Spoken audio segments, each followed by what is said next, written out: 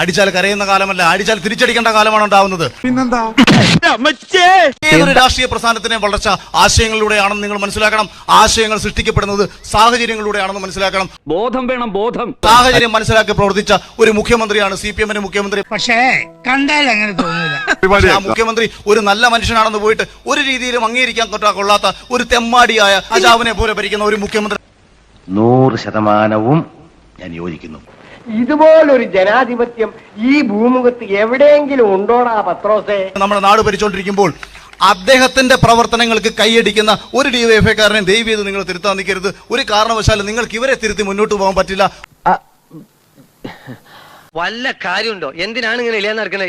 പിണറായി വിജയന്റെ അപ്പിയെടുത്ത് സ്വർണ്ണമാണെന്ന് പറഞ്ഞു കൊടുത്തു കഴിഞ്ഞാൽ അതുകൊണ്ട് ജുവലറിയിൽ വിൽക്കാൻ ശ്രമിക്കുകയും ആ ജുവലറി ഇരിക്കുന്ന ഒരു മുതലാളി പറയുകയാണ് ഇത് സ്വർണ്ണമല്ല, ഇത് അപ്പിയാണെന്ന് പറഞ്ഞു കഴിഞ്ഞാൽ ആ ജുവലറിയുടെ മുതലാളിയെ അടിക്കുകയും ചെയ്യുന്ന ഒരു കമ്മ്യൂണിസ്റ്റുകാരനെ നിങ്ങൾ തിരുത്താൻ പോരുത്. അവനെ തിരുത്തിയിട്ട് കാര്യമില്ല.